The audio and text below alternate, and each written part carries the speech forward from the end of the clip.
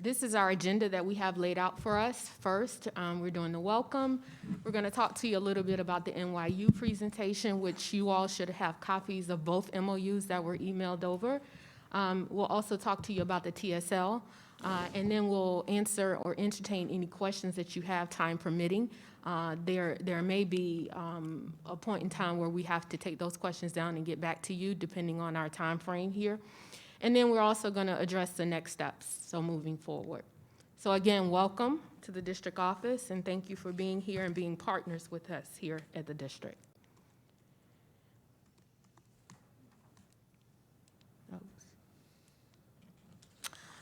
I also want to thank the district team.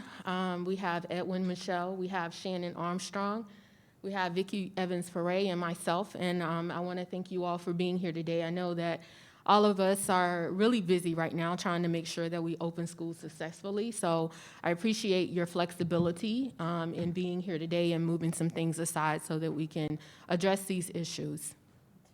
Excuse me, can we do some introductions so that we know who's in the room? And also Tina Sparks. Oh, sorry. That's okay. We have Tina Sparks here from NYU, and she's also a retired teacher, so thank you for being here as well. From CTA, we have Denise Migoralo, Randall Adi, Theo Harris, Executive Director, and Justin Katz, President. So when I look at this slide, the first thing that comes to mind is this is an awesome opportunity for recruitment and retention purposes for the district. And so I've identified that we have some short-term as well as long-term goals. The short-term goal is obviously to be able to reach agreement on this MOU so that these teachers, mentors, and interns and the other teachers can take advantage of this awesome opportunity. And then long-term goal would be to make sure that we continue to have highly qualified employees, and this is a pathway to be able to accomplish that.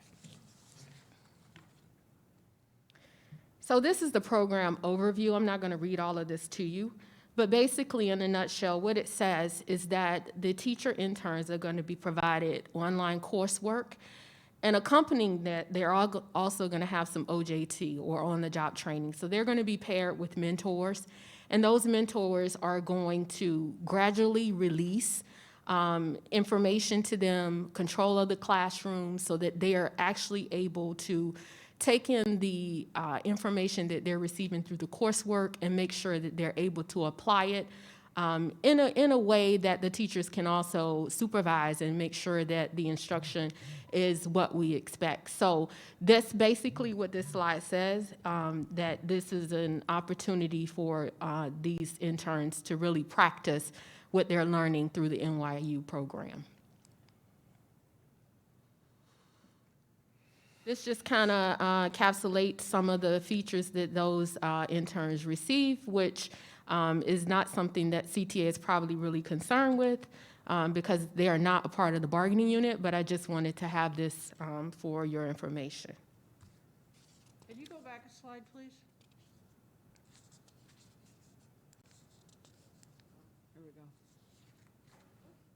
And I can also send this to, it's moving on its own. All righty. So next, I wanted to introduce you to the interns. We have, this is exciting news for the district, and these are some of their, kind of captures their personality, if you will. These are the slides that they have created for their introductions, and so we have 6 interns, and in turn, we'll also have 6 mentors. But I wanted you to be able to just see them, and I think it's pretty exciting to see not only their personalities come through in these slides, but also some of their expertise, as well as the sites where they'll be working. So these are the 6. And you'll see that they're at JFK Middle and at Palm Beach Lakes High School is where the interns are. Right. So then we get to the mentors, which are the people who are actually in the CTA bargaining unit. And you'll see here on the slide, there's a list of qualifications and also some preferred qualifications. This information has been fairly standard in most of our MOUs that involve the grants of this nature. And so you'll see that we have a list of mentor teachers here for you. You'll also pay note that 4 of them are at Palm Beach Lakes High and 2 of them are at JFK Middle. And I also thought it was just important to highlight their subject area because we'll see that there are some critical areas that are identified on the slide, and I think we can all agree that we need as much help as we can in those critical shortage areas. So these are the mentors who have been identified. So, So if we move Yeah, forward. we'll go back Okay. and do questions later. okay, So moving forward, the compensation, again, $3,000 per year. The program is set to started on July 1st and will continue to June 30th, 2022. And the supplement will be divided in equal amounts throughout the year. I know that's something that CTA has asked for in the past. So we wanted to make sure that that was here. And so this is the compensation package for those mentors. Moving forward to the mentor-teacher task, because you may be asking, they're getting paid $3,000 for what? And so this is a comprehensive list of some of the tasks that they're going to be involved in. It mimics the wording that was sent to you in the MOU. And also 2 things that I just think are worthy of highlighting is they're going to have 60 to 90 minutes per week with the resident teacher to provide support. And then also there's going to be an ask of 75 to 90 minutes of professional development per month with NYU. So again, this is just an opportunity for the mentors as well as the interns to have a forum where they can get together and talk about where they need help, their strengths, their challenges, and also get that necessary PD from NYU to be able to take the instruction to the next level. This is just more information taken directly from the MOU. It's already outlined on your document. Also, this is the same. This is just wording for the MOU. I wanted to make sure it was highlighted and enlarged so everyone could see. Let's pause for a second and let's just, any questions you have about the NYU program? yeah, tons. Microphone.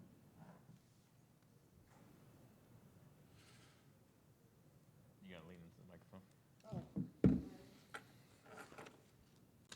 The microphone is on, just start speaking. No, it wasn't on. Okay, so it sounds like this wasn't even appropriately advertised. When did we find out about this program, this NYU program? We've actually had this program in place for a couple of years, but this is the first year that we've actually had money to pay the teachers. It's been a program that, just like with a lot of other grants we have at schools and a lot of the programs we provide teachers, we offer this as a professional development for the teachers at these schools. And just, I think Edwin may be able to speak to how we pick the schools but, we go in and we find, we let the teachers at the school know that this is a possibility of something they can participate in. But I'll let Edwin Michelle take over. He's our Director of Recruitment and Retention. Yeah, absolutely. So in the first year of this program, this is FY 2019, so this is only the second year of the program. We've actually went through a pilot of that in the first year in which we had our teachers that volunteered on that basis. And it was selected based on the principal's interest in the program. So we've reached out to our high-need schools. We had a certain amount of funds associated with that. And based on that, they were actually opted in to participate in the program. And we've had the conversation with them this year. And because of the extent of the implementation, as we've learned, it's the same schools this year around the same principles. So that's how we've expanded it into this second year. And it wasn't occurring last year because of COVID. It was or? Was not. Was not. Okay, but you said it started in 2019? Yep, so this is the second year. FY19 was the first year. And how did they get paid then? They weren't paid then. As we told you, this was a strictly voluntary program. We offered it and said, is anybody interested in doing this? Teachers volunteered to do it. You know, it's just like any other PD we offer at the school. We offer our teachers opportunities to participate in programs all the time. Yeah, so this year was the first year that we've actually, well, a few things happened. The responsibilities expanded a bit, and we had because of COVID, obviously, we had the availability of the funds, and that's why we went and advocated for those teachers. Okay, so how is this posted So at the school? Because the contract says they're supposed to be posted positions. Well, these aren't positions. This is voluntary participation in professional development, just like we have with teachers who are, This is a way for them to earn money. it is this year.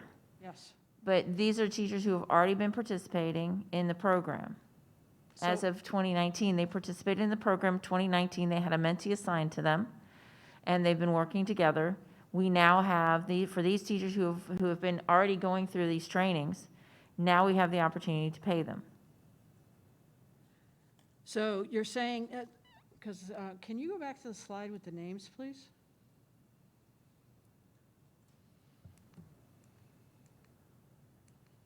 Okay, so you're saying, the individuals, let's just take the bottom two, because that's JFK.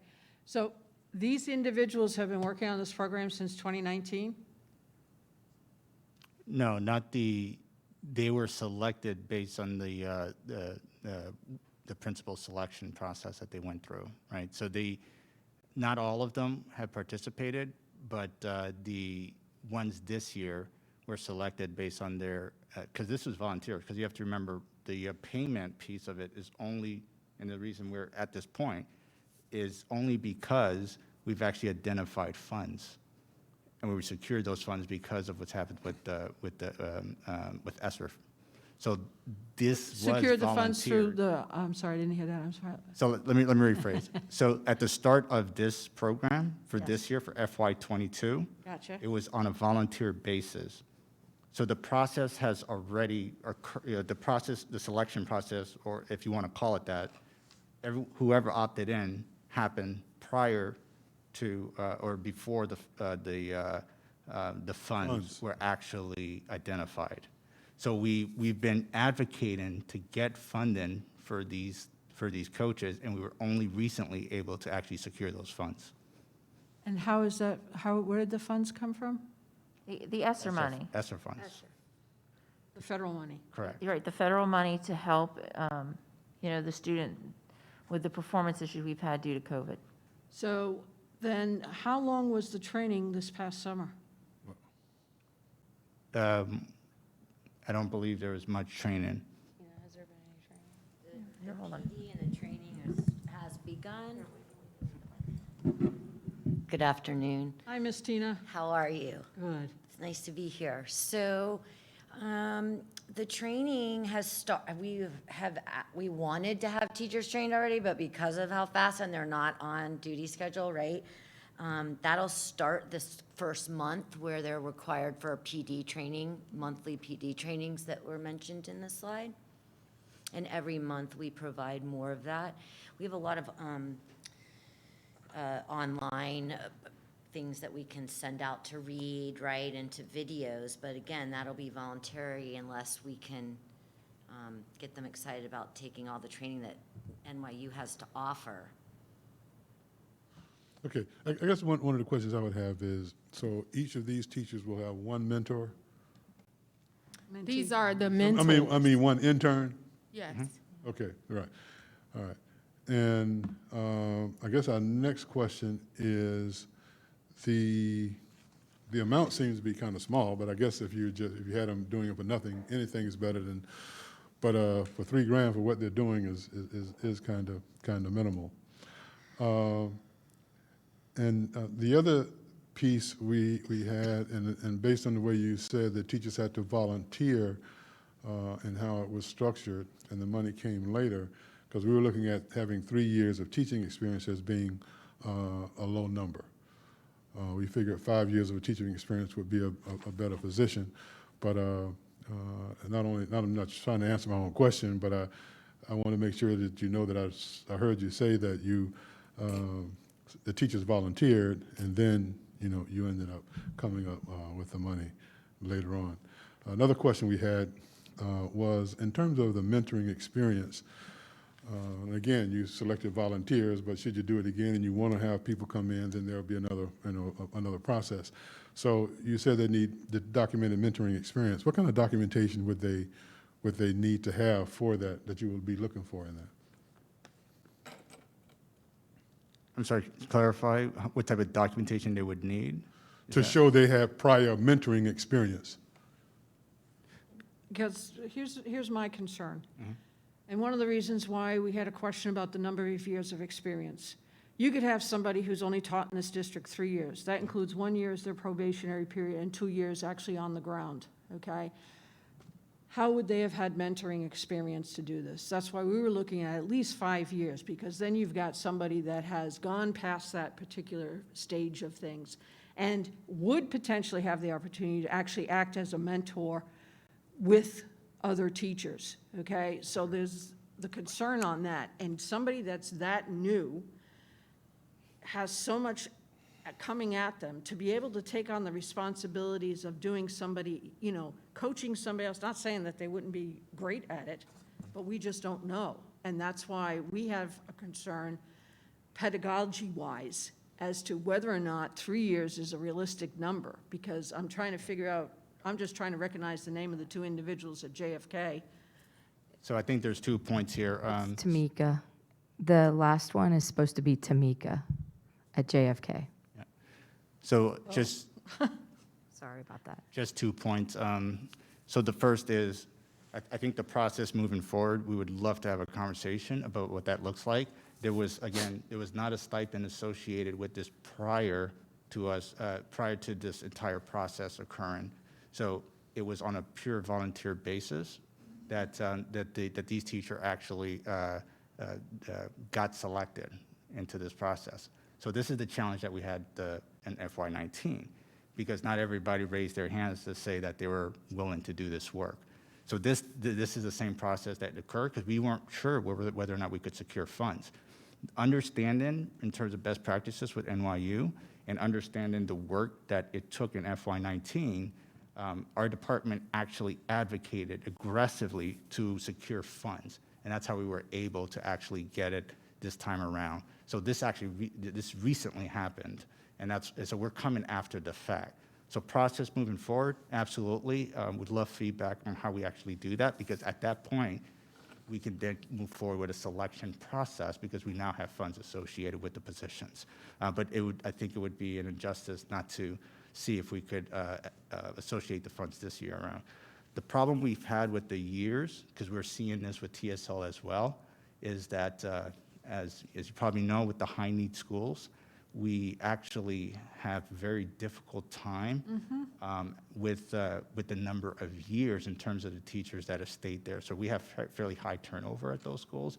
So we want to make sure that there's enough flexibility for the principals to help with that selection process as well. So that's a challenge I just wanted to state in both of these grants in terms of the number of years, and making sure that we don't lock ourselves out, because that's what we've actually experienced this year with the TSL, is that when we had a certain list of criteria, no one pretty much qualified at those schools, and from that perspective.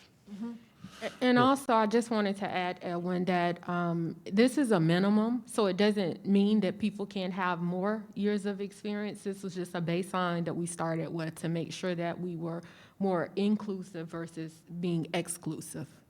Right. Well, one of the things that we, I'm sorry. oh, I'm sorry. I just wanted to interject one thing on top of what the school district was doing to pick highly qualified.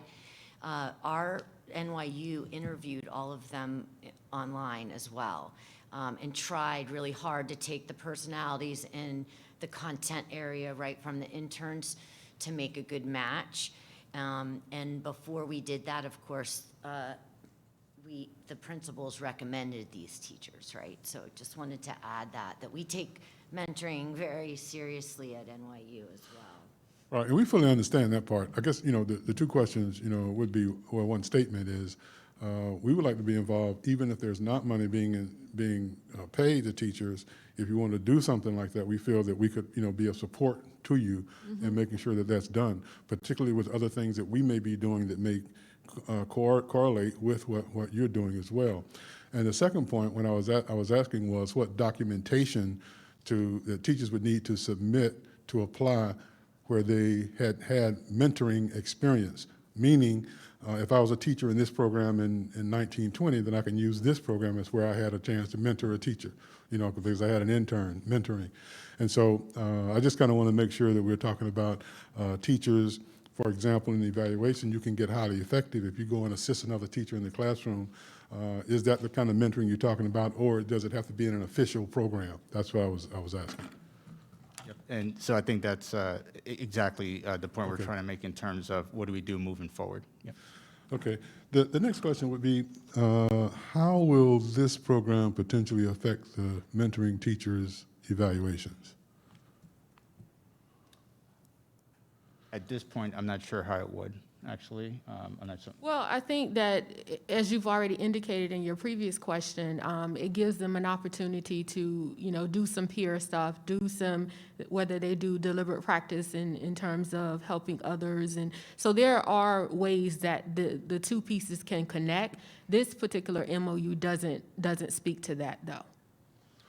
Okay, yeah, because that was a concern of ours, that we don't want to, because of the gradual release, you know, depending on when that release is taking place, and if it's during the time where formals and all that are taking place, that could, you know, present a challenge. As long as that's being considered, that's what we're asking about, really. Right, and I'm sure that these mentors are in, you know, close contact with the principals. That's why you have the meeting set aside to make sure that it does not interrupt the evaluation process. Okay, right. Well, you know, again, we have to kind of make sure. And then I guess in number 3B, I guess we kind of have a concern about the word trustworthiness. Is that something that's absolutely necessary to be in here for, you know, in trying to select teachers? We're not saying that trustworthiness is not something that should exist, but is that something we need to put here as a requirement? That's our question. Well, this is negotiation, so if that's something that CTA has an issue with, we can definitely talk about that. But this was our first proposal, you know, that we brought to the table in terms of this MOU. So if you have feedback and, you know, that would allow us to be able to move forward, then we're all ears on that. All right. Well, I can, you know, we can make note, you know, right now that is a problem for us. And in 4A, you speak about attend professional learning sessions. Do you all have copies of this? Taking a look now. No, everybody had it electronically. Some of it, I just came from another meeting, so I don't have my computer with me, so. Okay, yeah. Just for clarity, because we know we had, you know, no prior information on this, so, you know, something that's new to us or that's not explained, then we have, you know, questions about it, and that's what we're doing. So these, in 4A, the professional learning sessions, when are they and how long are they? Who's doing them? That kind of thing. So if you would put it back on that slide that talked about those requirements, those were right from our NYU, where, so there's a monthly meeting that is called PD that I lead, as well as sometimes it's a whole group with other NYU professors. It's online, it will be all online.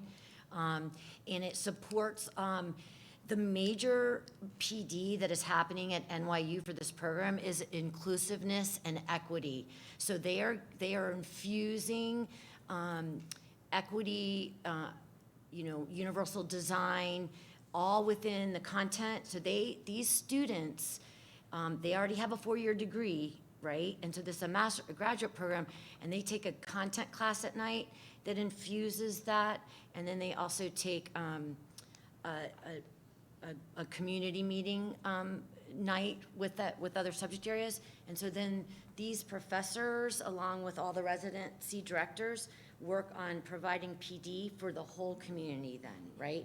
Infusing the equity strategies and universal design for all learners. So is that tied in with 4F?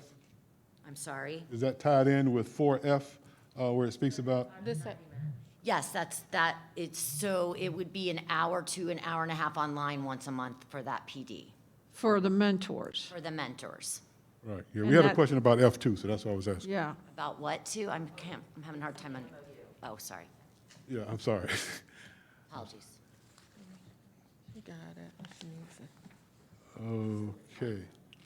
And so this PD would be a combination of virtual and in-person, or just virtual? Which number? It's all virtual, right? It's all the training? Yes, I'm not sure what part I'm looking at that he's, yeah, okay, right, that's where I was, the 60 to 9 minutes, yes, the feedback. E, which letter? Would you repeat the letter, please, that you're specifically talking about? F. Well, he's talking about the The- participate in the 75 minutes. We Right. started out with A, which talks about attended professional learning sessions. So we were trying to find out when those were going to occur and how those were occurring. That's So F, that's yes. then tied in with F. Yes, Because ma'am. F gives a specific time frame. So what you're saying is that the learning sessions that are taking place will be taking place outside of their normal workday, and it will be taking place online, virtual. Yes, ma'am. Okay. We can amend the MOU so that we add that to A, so it's very clear that what we have is F now, that participate in 75 minutes. We just take the attending professional learning sessions out and just leave that 75 to 90 minutes. Right, because those look like two different things when they're actually just the same thing. Just the one. Right, so when you're doing this professional development stuff, why couldn't it be done during the teacher's workday? Well, it's actually beyond their workday because they have to already spend time, they're splitting time, 45 minutes to, that's called out per week to 60 minutes to 90 minutes to work with that intern. And so to make them do it during that time, one, we can't provide that time with all of the training and opportunities we have that NYU offers. It's a community, like every New York, Connecticut, I mean, there's 5 different states. This is a national program. There's 5 states with over 40 schools that this program is involved in. So that's why it's amazing PD on cultural infusion, and I certainly wouldn't always be the one to deliver the best practice on that. One question about the resident teacher, is that you?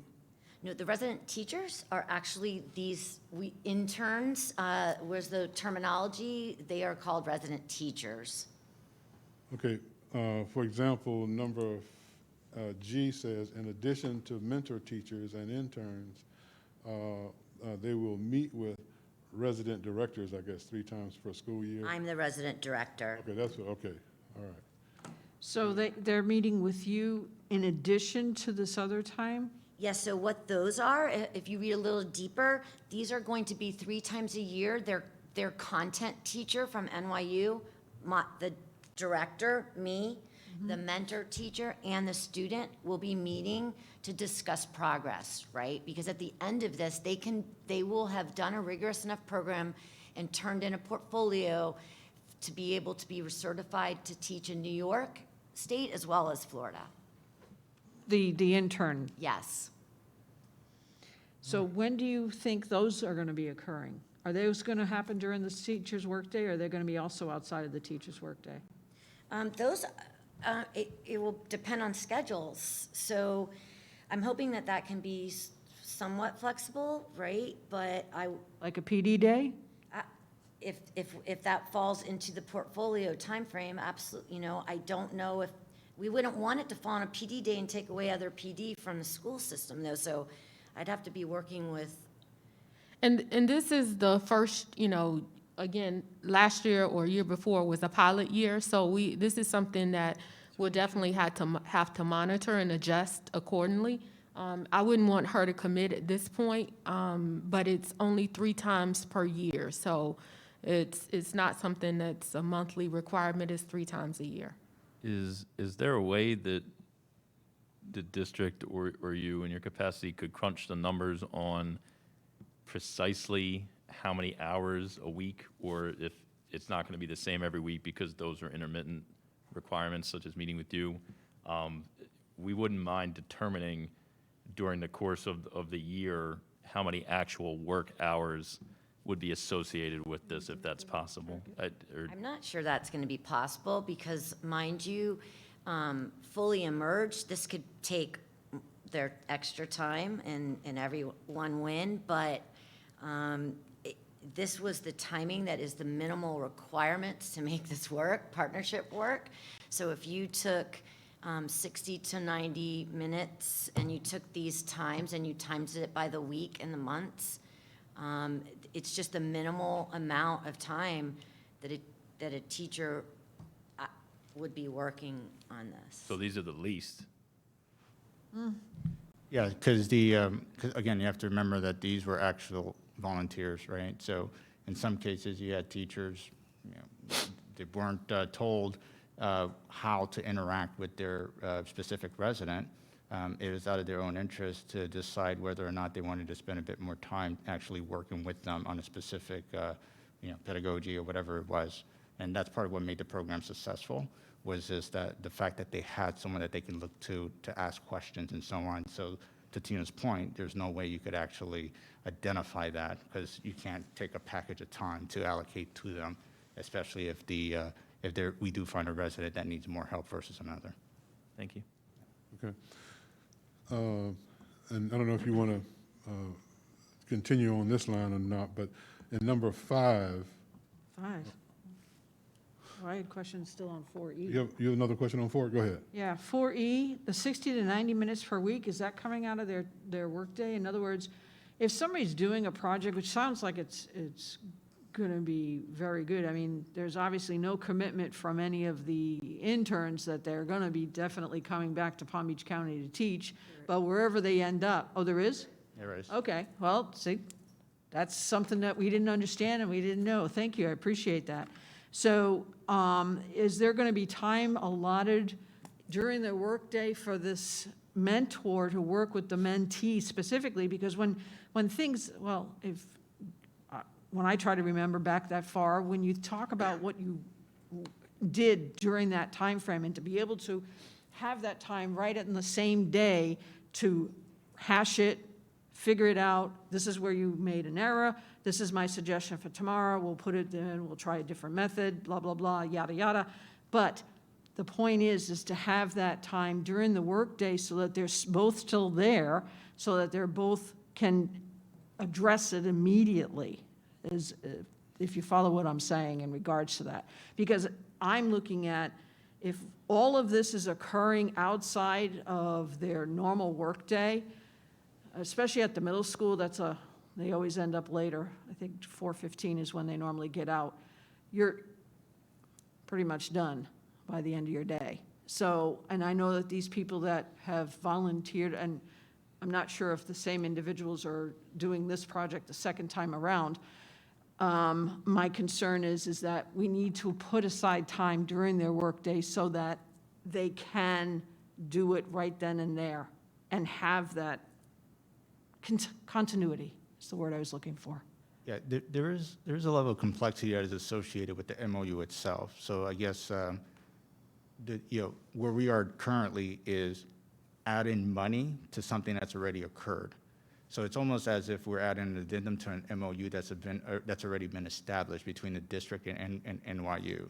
So in that agreement, there's a lot of that already occurring in terms of what the responsibility of the mentors are and so on. And that's happened already, and that would have happened moving forward. All we're doing here is saying, we're just going to pay you for it, essentially, right? We're just adding this. So I don't think it gets too complex to then say, how do we then constrain that? Because it then impinges on the MOU that we have between the district and New York and NYU. Well, the other issue we have is the way the middle school day is set up, right? There's only 6 periods in the day. They get 1 period of planning. So within that planning, that can be built into what the teachers are doing, those conversations as part of their planning period to do a lot of this work. But there's just not enough minutes in the instructional day unless we take them out of the classroom, which is not the point of this program. The point of the program is to impact students. These are some of our high-need schools, to impact the students, to help our students learn, provide the best PD we can for the teachers that are currently working for us, and grow teachers, grow our own teachers to even move this forward, going forward. I think they have, what, a 2-year commitment? Yes. Yeah, so after the program is over, these interns have a 2-year commitment for us.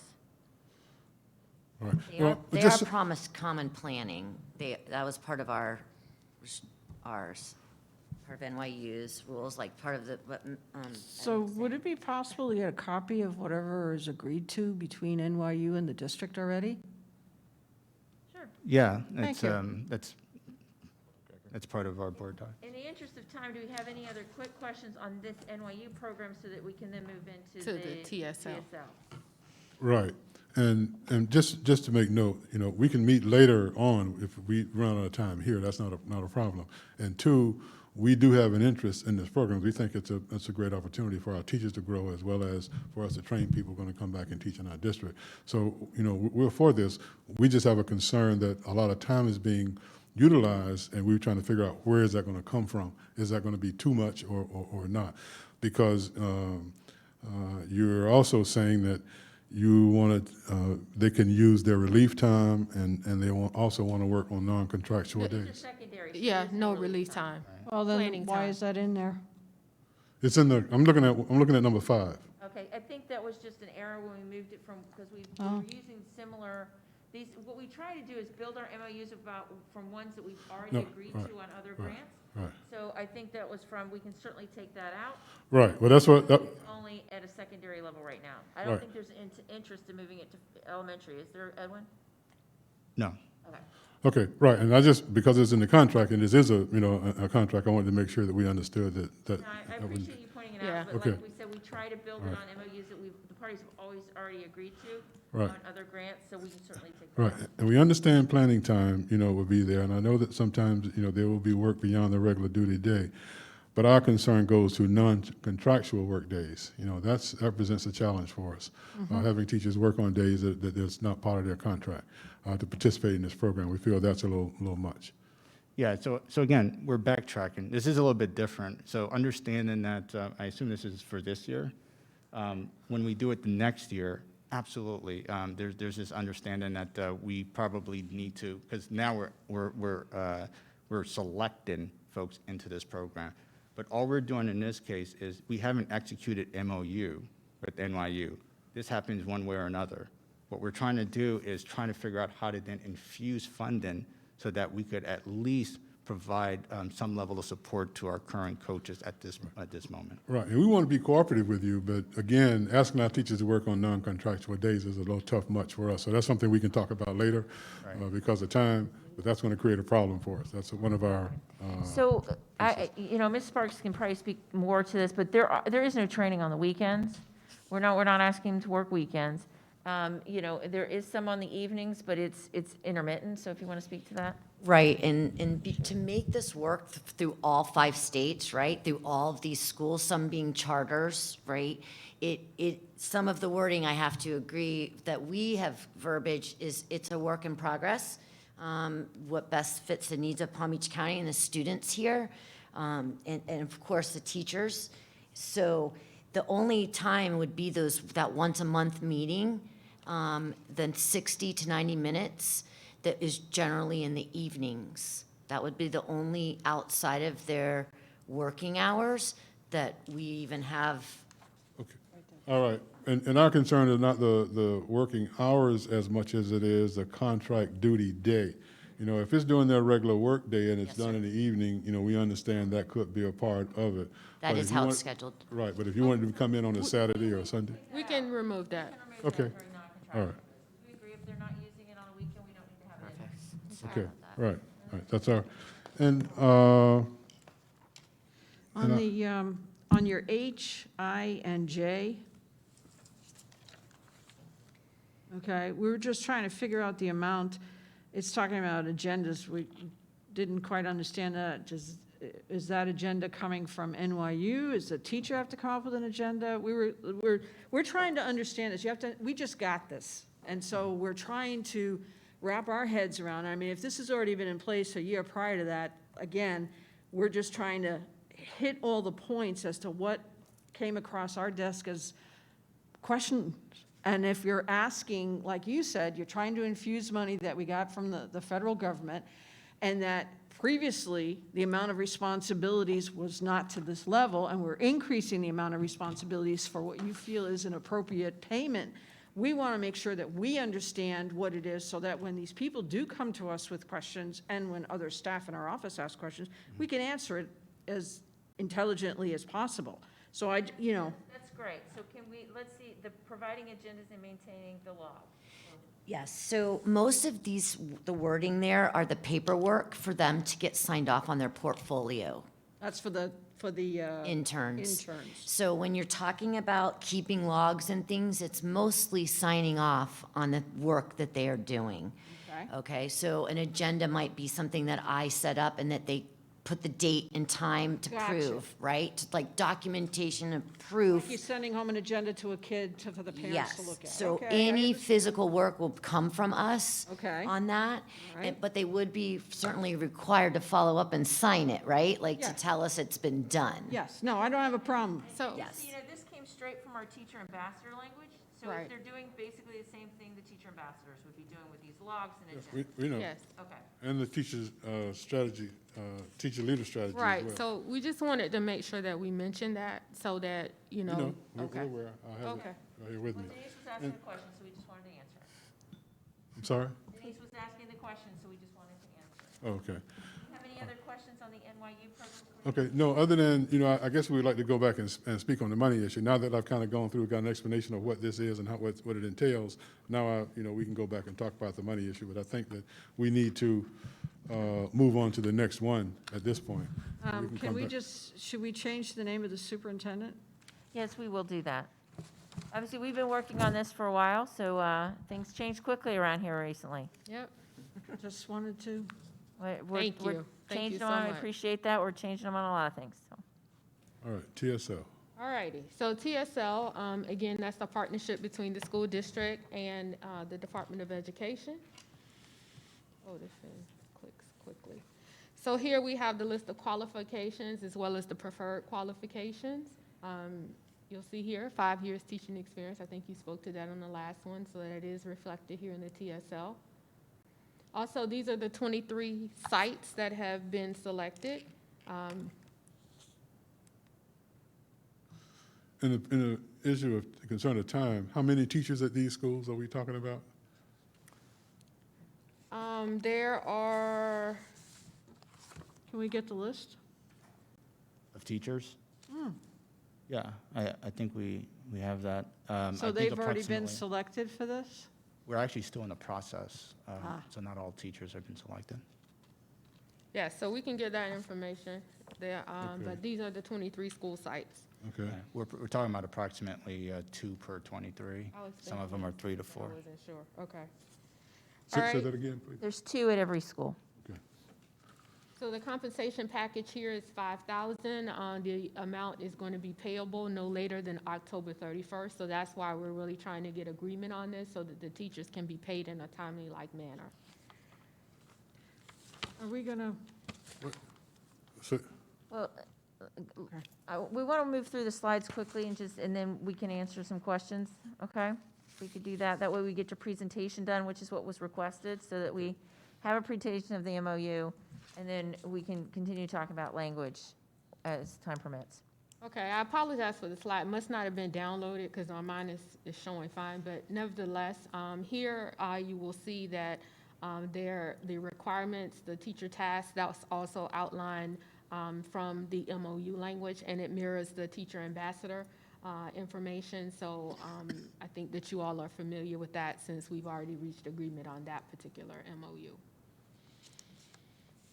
Moving forward, this is, an opportunity. Yeah, I wanted to speak to this because, I know we've heard some concern, not from anybody here at the table, but about MOUs in particular, that we weren't collaborating with the district on some of these things. So we just put a timeline here. The TSL grant is something we've been talking about with CTA since November of 2020.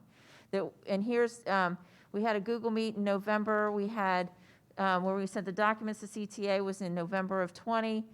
We had a second meeting with CTA in December. We sent you guys a link to registration the district paid for Mr. Katz and Mr. Harris to attend a training. It was out of Atlanta. It's virtual, though, on the Educator Exchange Conference in February of 2021. So this is something we've been working with you on since November of '20. This is that, if you think back, this is that program we were talking about, the Insight TSL grant. And so now we have approximately maybe 12, 13 minutes left in our time here today. So if you all have questions, we can entertain them now. So, Well, yeah, I guess the first question I have is, it says that the program is a 3-year program. Are Yeah. you saying the program was in existence last year from 20 to 21? I mean, No, so I think the first thing is that they actually have a different year, fiscal year than we do. It goes from September to October. And then the second thing is because of the pandemic, this entire program was truncated. So technically speaking, it should have been for the entire year, but we didn't receive, when we started having discussion, is really when we started actually hearing about what the program was about. So we were just awarded the program almost mid-year. Right, because, because I know that you and I, Mr. LaCava, met on this, along with people from DOE. Yes. Yeah, but we didn't establish anything in terms of what was going to be. Okay. That's correct. So that was, at the point we were having a discussion, this was we were going over the program. We just found out about the award. Okay. just recently, you mean? Around the time no. we spoke. So when we started speaking with CTA, we had just been awarded, this is a huge program. It's a research study program through the U.S. Department of Education, and we were one of the lucky recipients that were going to get to participate in this program. Right, but on the general provisions, I'm just going to skip to that because we were talking about time. It says as a first year 2021, and we really didn't operate one in 2021 is what I'm saying. It falls within our school year, just because we started, so the session that Ms. Evans-Perret just referred to technically is part of the program, right? So when we attended the session in Atlanta, that's technically part of the program. Okay, that's So- what you're talking about, okay. Right, We're right, talking about teachers being paid and all that. Right, and that's what not- we're thinking. We're I see. thinking, Yeah, no, This okay, is- no, we're good. It's going to be We're good. this We're- fiscal year. okay. All right. Again, down at the bottom paragraph on the first page, we still have a question with number 3 about trustworthiness, if we can just kind of, Okay, understood. I have a question on your number 4 above. Okay, hold on a second. So you're talking number 3, which in number 3 has I'm sorry, the bottom paragraph, it is preferred that he or she also have the additional eligibility. Oh, you're on page criteria. 1, got it. Okay, you may have it on a different Gotcha. page. No, I was looking at 3 on the next page on general expectations. So, trustworthiness is something that, was put into a lot of these, and we, it's not a hill I'm going to die on. Right, okay. All right, what did you have, Denise? You said? I had on the to be eligible, Oh, yes. number 4, overall rating of highly effective in all 3 areas of the final evaluation. Which year, well, as we know, last year we didn't have an evaluation because of COVID stuff.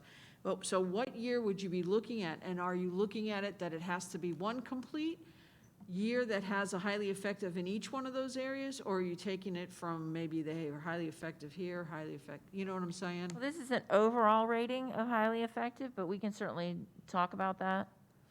And the reason it's in question is because you go down to the next section, number 4 says at least 3 years of effective or highly effective evaluations. And that's preferred, that's not the actual qualification, so that is a preference. I'm just trying to see how the two tie together.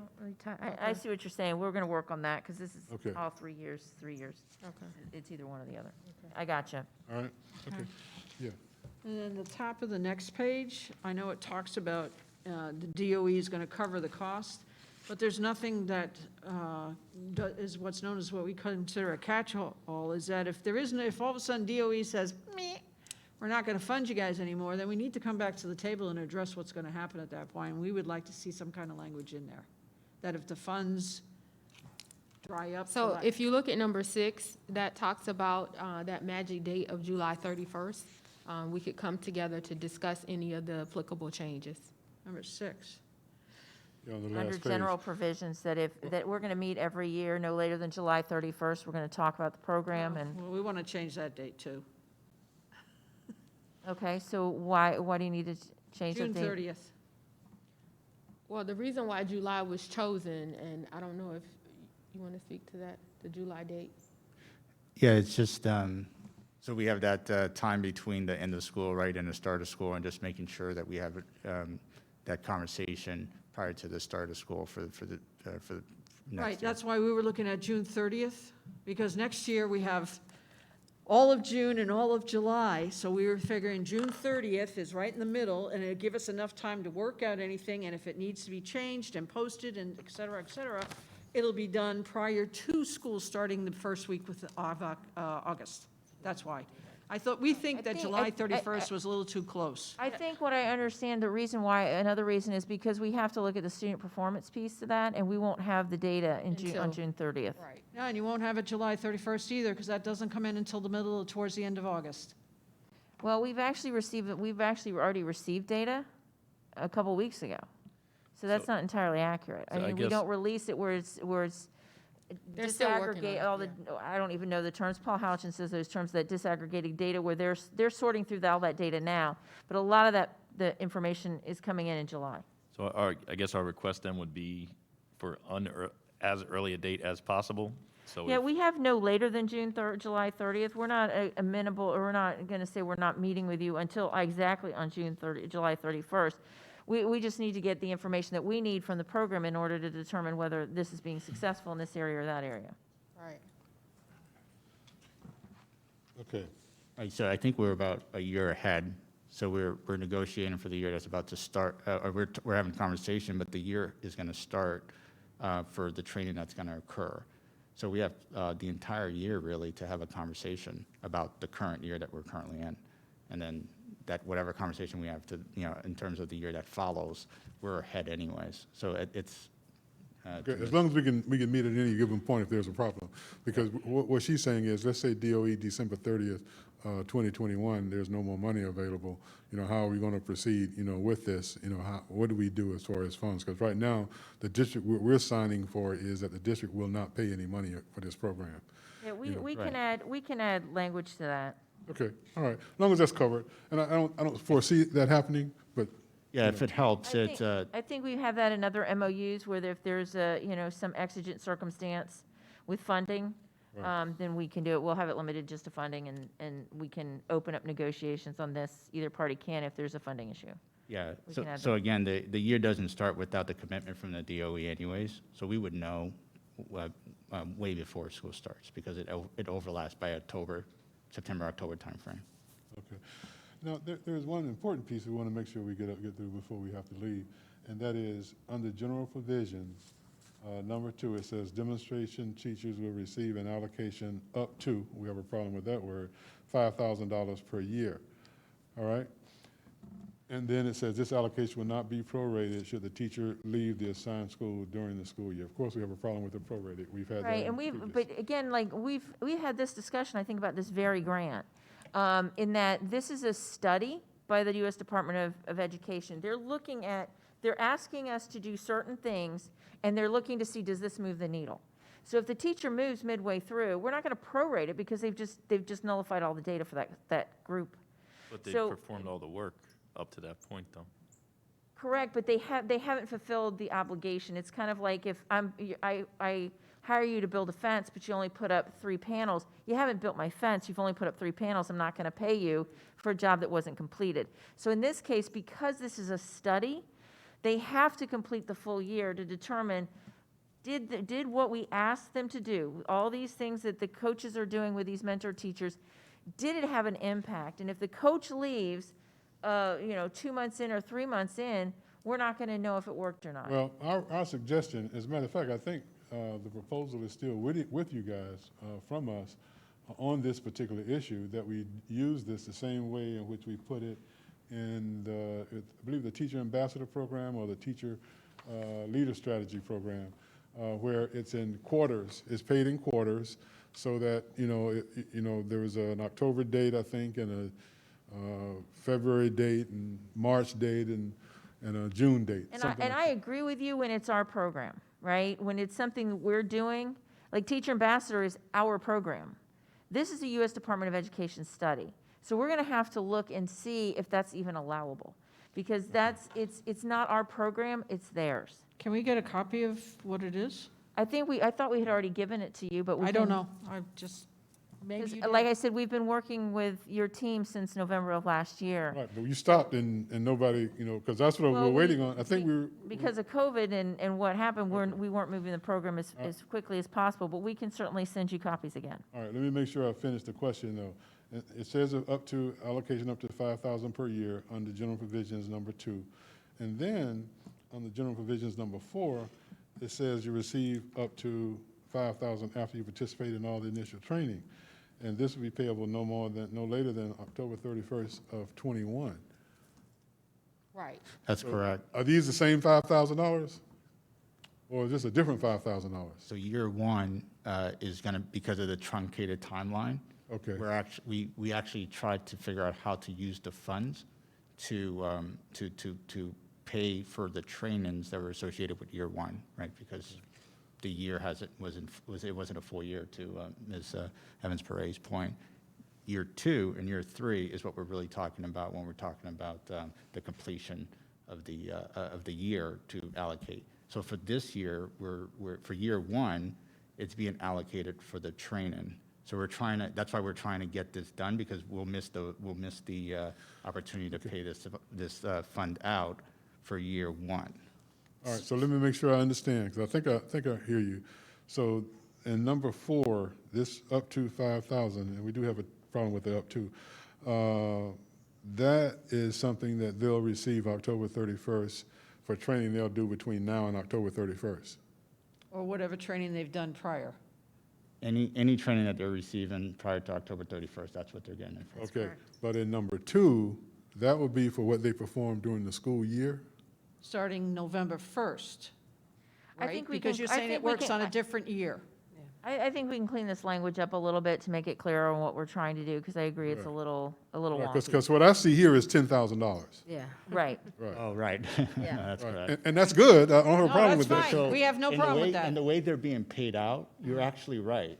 So actually, I don't know, you're actually right. It's going to look like they're getting paid $10,000. But they're not. Because They're of getting the way- paid for the training separately and then for the Right. work a different. So Okay. the October 31st, because it's just bled into the next year, that is going to occur, because it's the training plus whatever they have at the end of the year. And the reason why it was up to is because the second part of it is dependent on the student performance piece, and we What aren't student sure what that's performance going piece? to be. Okay, and see, we don't know that, so I guess I need to know. Yeah, we need to clear that up. Yeah, that's gonna be moving forward. We didn't want to overload this particular MOU with it because it doesn't, gonna that's be why another we one? have those meetings set up before July 31st.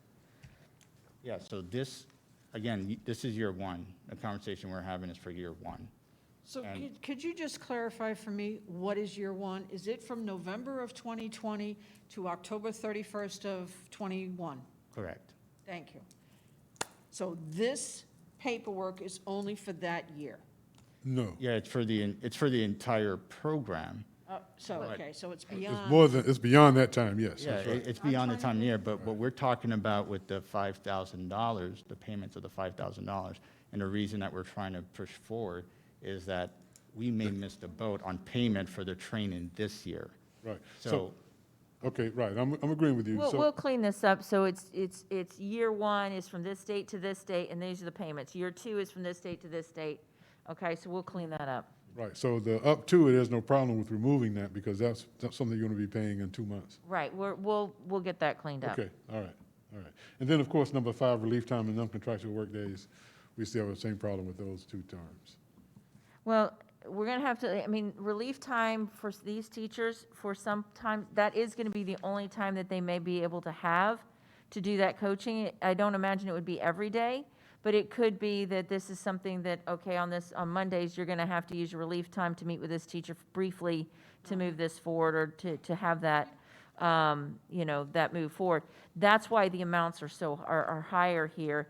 I'm gonna look, we'll see, I don't think there's any of these non-contractual work days. I don't think we're gonna be asking that, so we can take that out. But like with a lot of these grants, when we're giving people this money, there's a reason why we're giving them money to do things, is because they are giving them themselves, they're giving time for the benefit of the students and other teachers. Right, but here's the thing, when you look at this, look at the demonstration teacher will coach 2 to 5 individual teachers. Well, first of all, how are those individual teachers coming about that these people are quote-unquote supposed to be coaching? Number one.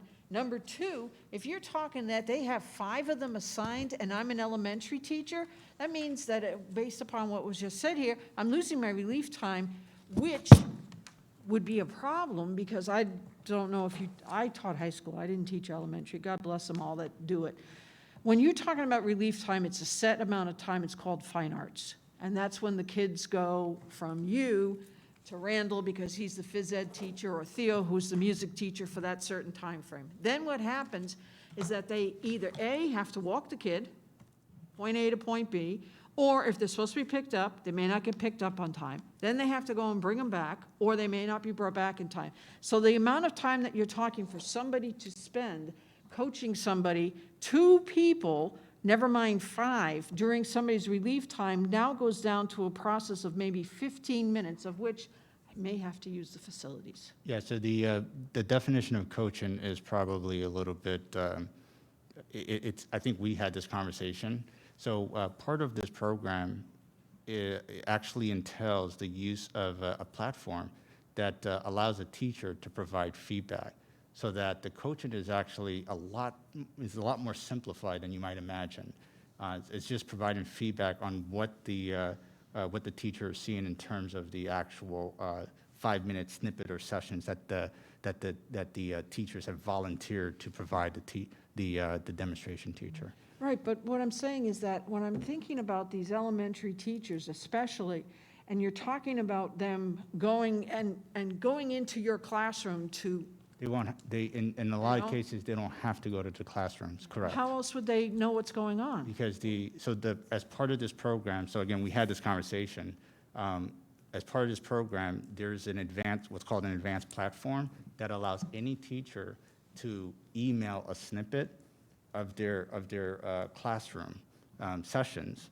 And then, so if I get it, as I'm talking to you now, I can watch the snippet and I can provide feedback to that teacher. And then it gets emailed back to them through the program. So Insight, our partner in this, is actually providing a fairly expansive platform for us to be able to do that. And also know that, as we discussed, that there would be, 5 hours per week where they'll be given relief time to try and work with them as well. So there's time built in the schedule. And I guess that's in number 3B.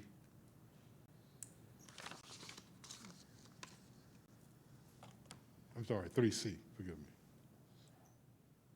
Right, so Denise, if you look at 3C, it talks about that they're going to release the teacher up to 5 hours per week, Yeah. so they can do this work. So there'll be And- somebody who comes into the teacher's classroom for up to 5 hours a week. Now, this is, so part of this is actually is making sure that we're speaking to the letter of the grant itself. In actuality, we're not really, we actually have been able to expand this out with the use of some of our facilitators and other teachers who are going to qualify for this stipends. So we spread this out a bit more so that the work is actually not as intense as the grant has actually had originally had been put out. But if we try to change that, it disqualifies the integrity of our agreement with the DOE. And the other thing that we had as an aside was,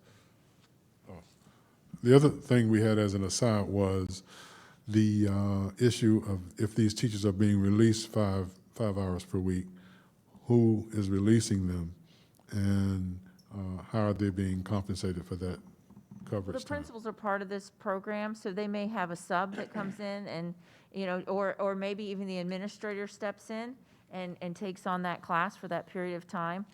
Edwin, do you know exactly what the principals have determined to do, or are we still working that out? We're still working that out. That's what I'm saying. So that's why the language of up to 5 hours is in here, because we've put a cap on it based on, again, on what we've agreed to with the DOE. In reality, what we're talking about is potentially, again, because of the way the program literally is being developed in real time. So we've just, for example, through ESSER, included these PLC facilitators. That changes the flavor of this of the original work, right? Of the intent of this. So we've now included some of those PLC facilitators in making sure that they can participate in some of the stipends, which means that the work is now spread amongst more people. So in reality, what you might potentially have is them attending a session for about an hour or so a week. So we're negotiating that in real time, right? Because we only recently had a discussion about how we incorporate PLC facilitators into the school, and we're very sensitive about what work that entails and how we could actually engage these demonstration teachers in that process. Because we don't want to overlap for the sake of overlap of work, right? We just want to make sure. So what's important here is the up to 5 hours, right? Not going to go there, but in reality, what we're talking about is a spread that is probably less than that. All right. I had a question going back to the up to 5,000 and the relationship to student scores dictating where that may eventually fall.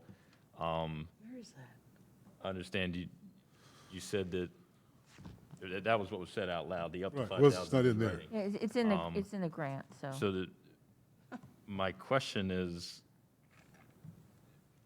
I have an apprehension of signing something that says up to 5,000, but not having any understanding of what will dictate 1,000, 2,000, 5,000. So is there any way, I understand that you won't have student scores, but just like evaluations, we could negotiate raises in the summer, and if you're highly effective or effective, you get 2 different raises, and you won't find out until November when the evaluations are completed, but you would know if I'm highly effective, I get X, if I'm effective, I get Y. So I think we'd be more comfortable. I know it says every year we'll sit down and talk, but it does not guarantee that if we have a concern, it will be addressed, because if you disagree with it, you don't have an obligation to. So I don't know if there's a way to expand on that because that up to 5,000 could end up being $500, and that's very different. We just don't know anything is my point. I understand that, and that's a valid concern. So what, in the interest of time, because I've had an emergency, and the reason why I have to leave, I have an emergency meeting here, because as you know, we got a moving target with school opening up. So one of the things that we can do is we'll make sure that you get copies of both the grants again, to make sure that everybody on your team has them. We're going to revise the MOU to address the concerns that you've raised. And we can talk internally about what does that up to 5,000, if it's going to not be a set number, here's what the criteria, we'll need to put what that criteria is going to be and how that's determined. So that can be in the MOU as well. And you could even additionally put in a floor that says at least. I completely understood, so we can work on that. The question I have is that, are we going to need to have this type meeting again when we provide you the written, so we can't just email it to you and have you review it, get back to us and let us know we need to have a public meeting again?